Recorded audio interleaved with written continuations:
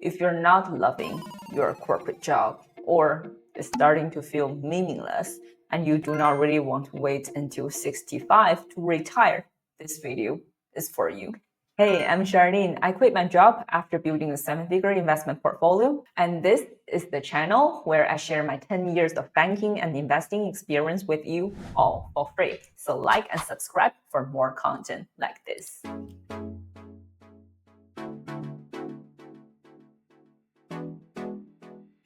When I started working for my corporate job, early retirement just wasn't the plan. But over time, I just saw it clearly. The 9 to 5 life just wasn't for me. I didn't really want to wait until 65 years old to finally start living, and I want freedom on my own terms. So the first thing that I did was very simple, but really powerful. Set a clear goal. Not just saying that I want to retire from my corporate job early one day. Instead, use a number, real number, something like I want to have a total wealth of 1 million in the next 15 years, maybe something like this. So a timeline and a plan. So once I knew where I was going, then my job became a tool, not a trap. I mean, if you ask me, do I really enjoy it? Of course, I also didn't. And suddenly, once I have this goal, I could handle more. Emotionally also, just handle more this kind of BS. The annoying meetings, the unrealistic deadlines, and the politics, and so on and so forth. And because now I wasn't just working, I was building my own exit. So here is the truth. Your corporate job actually can be a really powerful asset. So you get consistent income that gives you stability. You know how important stability is? And with stability, you can plan, you can save, and you can structure your next steps. And you also get benefits, right? You get pension, health insurance, bonuses, and those things actually matter. And here's something most people forget. Your salary is negotiable. Don't just wait for promotions, ask for them. Bring data, show results. So even a 10% raise actually compounds massively over years. And if today, looking back, all my friends who became high earners had one thing in common. They asked. They didn't wait to be offered more. They didn't hope someone would notice their work. They asked. And also, if you want to buy an apartment or you want to take a loan, a corporate salary makes that 10 times easier than a freelancer or a startup founder. Don't forget about this. Banks love stability. And no, I'm not saying stay in a job you hate forever, but if you are going to be there, use it. Squeeze every job of value from it before your exit plan. And yes, sometimes you have to suck it up, but when you see your job as the feel of your freedom, it gets easier to push through. So you are not stuck. You are being strategic. This kind of mindset really changed everything for me. And here concludes my first strategy. Set up your exit or retirement goal and plan and make the most of your corporate job. Ask for more. Negotiate, and even take a loan, given the low interest rate environment in Switzerland, if it fits your long-term plan.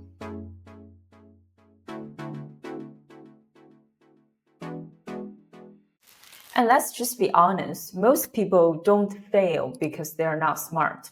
They fail because they are not consistent. And consistency doesn't come from motivation. Instead, it comes from discipline. Doing the right thing, even when you don't feel like it. And if you really want financial freedom, retire early from your corporate job, and this part is really non-negotiable.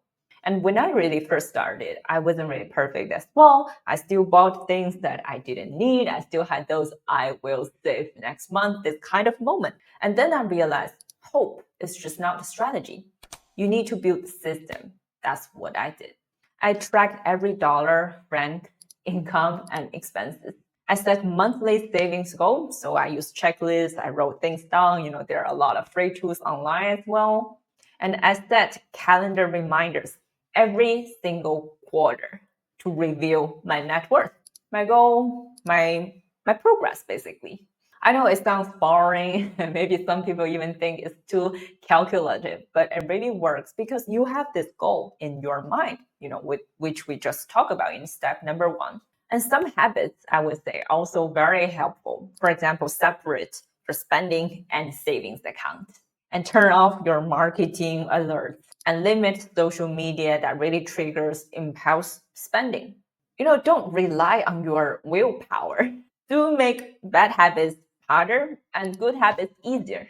And it's not about being perfect. It's really about having a system that supports you even on bad days. And before you spend a single cent, invest in your habits. That's, what a lot of people would say in finance, because that's where real transformation begins.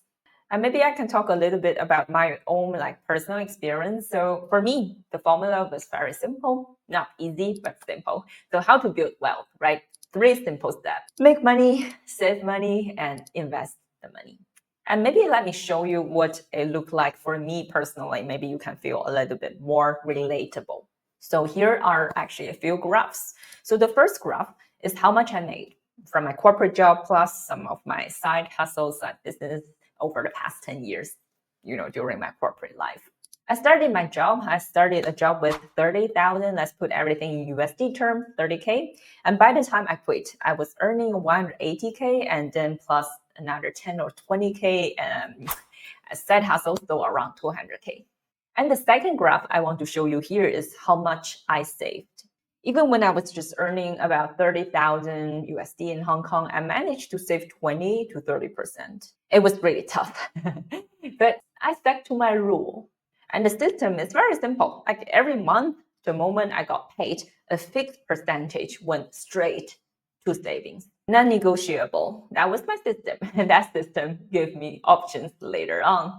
And by the way, my friends, if you like this topic, I would love to invite you to my free investment training later this month. I will guide you step by step how you can build your own system and retire early. It is for people who do not really have a finance or investment background, but want to become confident and successful money makers, savers, and investors. So sign up now. Links is in the description area.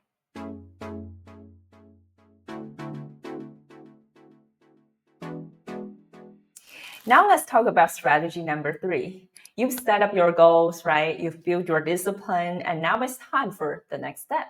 Make your money work for you.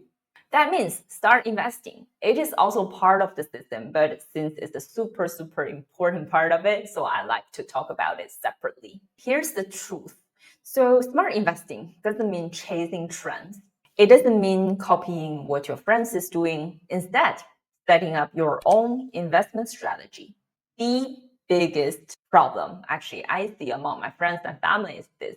Most people treat investing like a side hustle instead of a serious wealth building tool. That's why many fail, actually. So you buy just a few stocks, a few ETFs, or just jump into cryptocurrency. And sometimes I know you may make money, but it's often based on luck instead of a strategy or a system. So really, the investment should be built around you, your goals, your timeline, and your risk tolerance. Don't just ask, what should I invest in? Instead, ask, what am I investing for? And that changes everything. So once you are clear, you can design your portfolio, and it doesn't need to be complicated. And for some, it might look like a diversified global mix, something like 40% in US, 20% in Europe, and 20% in Asia, and then 15% in some high-risk assets like cryptocurrencies, if you're very comfortable with risk. And if you're more conservative, you might lean more into stable markets and hold more cash. And it also depends on your age and stage of life. So when I first started, I was definitely a risk taker, right? I was young, I invested almost all my savings, and I kept only a small emergency fund on the side. And I told myself, I'm still young. If I lose, I can work for a few more years, no problem. And high risk, high return. I accepted this. And for me personally, it's a really simple mathematics. So over 10 years in corporate, I earned around like 1 million USD total from a 30K mediocre salary when I was in Hong Kong to 180, 200K at the end, including some side hustles. So on average, I would say every single year I make around 100K. So for 10 years, it's 1 million. And of course, I need to spend, I need to pay the bills, right? I need to pay taxes. Like, although back in Hong Kong, it was quite cheap. So I save half of it. So from 1 million, half of it is 500K. And I invested almost all my savings. And the result, I double it almost over the past 10 years. So from 500K back to 1 million over the 10 years. So again, the math is very, very simple. But the discipline and the mindset and the investment strategy, and that is what made it work. And once I really hit the 7-figure mark, I would say it's kind of like a milestone. I had a lot more choices for sure.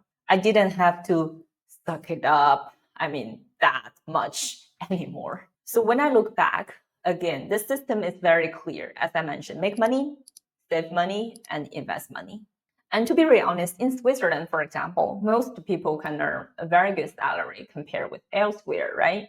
And the challenge is usually not making the money. And saving, to be really honest, is a habit. It's not technical at all. What I found where most people feel stuck is investing. They don't feel confident, they overthink it, they delay, they thought they have to be really, really rich in order to get started. Or they invested already but do not really have a proper strategy. And that's actually the reason why I'm hosting a free live investment training later this month. It's made for people without a finance or investment background. I will show you how to invest with the right system and build your real wealth. So sign up now. The details are in the description. So I will see you inside the live training.